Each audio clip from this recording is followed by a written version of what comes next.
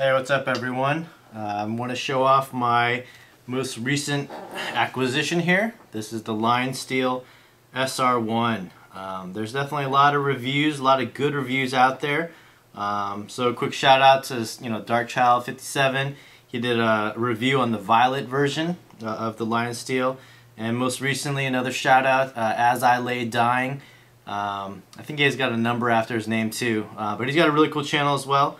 And he just recently did a review on the Lionsteel, and I was in communication with him, and he's telling me I should get this one because it's the real deal. And you know what? I totally, absolutely agree with him 100%. This knife, I've been going back and forth on it for a couple months now, and just seeing it initially, I was really impressed by it. It looked really cool. I always thought it was going to be really huge.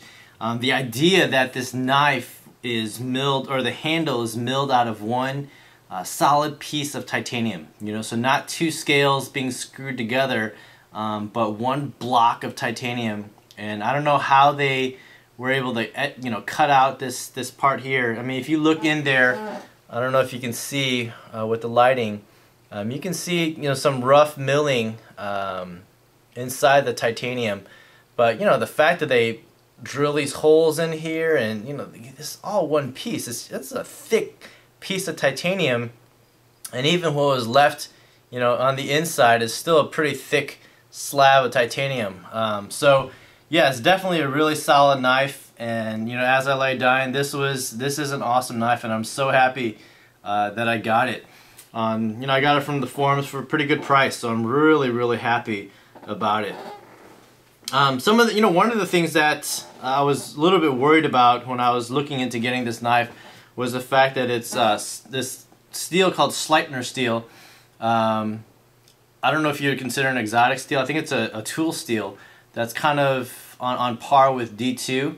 Probably a little bit better is what I hear. They're lower models of the Lionsteel they have aluminum handles, again milled out of a single piece of aluminum. Their blade steel is D2. So I'm thinking, if their lower end stuff is D2, then Sleipner, it's got to be higher grade. But it's still a non-stainless. It's a tool steel. So there's possible like patina or stains or rust that can happen with this knife. So I mean, for me, I definitely hope or plan to carry it, and but it's not going to be a really hard use knife, even though, man, I'm thinking it wants to be used as a hard use knife. But anyway, a couple of things just to point out on this knife. One, the packaging. Usually packaging just a simple box or whatever. This is pretty cool because it came with a wood box. The pocket clip is right here, and it's ready for ambidextrous carry. You can install it either way. Sorry, my hand's blocking. But you can install it this way, or flip it on the reverse side here for left-hand carry.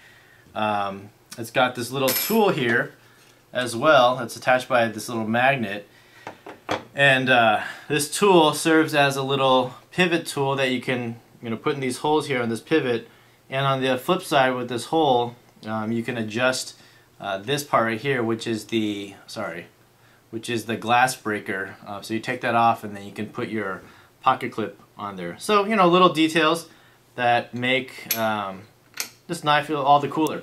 So it is made in Italy. Lionsteel, they make all these different knives, but I think SR-1's definitely their highest end knife. They also build the Fox knives. I think they build the Fox knife, I'm not sure actually. But they also make the DPX Hest, which is a pretty popular blade that I've been seeing out there. Thick, huge stock of D2 blade. I think 0.187 inches or something like that. So it's a huge slab. But anyway, a couple of things, features on this knife that I just do want to point out. Obviously, the main thing that Lionsteel is popular for the SR-1, as well as the DPX Hest that they produce, is this Rotoblock thing. So basically, it's a hinder lock stabilizer that turns here when it's open. So when you turn it here, this lock bar becomes impossible essentially to actuate. And so what they say is that this is then essentially at fixed blade. But obviously it's not going to be as strong as a fixed blade. But man, it's just like how strong do you need a knife to be? You know, if you really do need it to be that strong, then you know, get a fixed blade, right? They got the lanyard hole here. They've got the glass breaker, which is, you know, about as big or maybe as useful as an Umnumzan glass breaker, which, you know, is basically what ineffective. I mean, it works, whatever. And then also on the frame lock here, they have a steel insert, so attached by these two little torque screws. So they say, you know, I mean, if you've done your research, they say that the titanium lock face eventually can wear down and then you can develop blade play or whatever. So the steel against the steel always, you know, wears better. And, you know, if you do use this knife like crazy or whatever, eventually if you have to replace this little piece, then, you know, you could do that. Spyderco and their titanium militaries, the ones with the titanium frame locks, they also have, the new ones at least, have a little steel insert on the back as well, and that also serves as a lock stop on the reverse side, so it'll pull against the middle part of the scale. Yeah, overall, you know, my impressions of this knife, it's not, honestly, it's not as big as it looks in the screen. In the screen, because of the wide blade and everything, it looks like it's huge, but again, you know, if you're comparing it to the 301, I mean, the 301 actually, you know, not dwarfs it, but it's a much wider blade, especially with that recurve and everything. The handles here are quite thick. You know, this is a the Lionsteel is a 3.7 inch blade. This one is 3 3/4 inch blade. The blade stock is actually a lot thicker. And I think, you know, this knife actually says that it's 6.8 ounces. This 301 is, I believe, 8.2 ounces. You know, this is substantially heftier.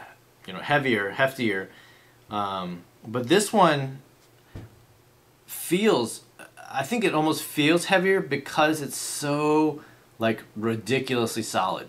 You know, and it's the whole effect of the solid piece of titanium. I mean, this thing, absolutely no blade play. This, you know, it's, when I say rock solid, I mean this thing is like ridiculously rock solid.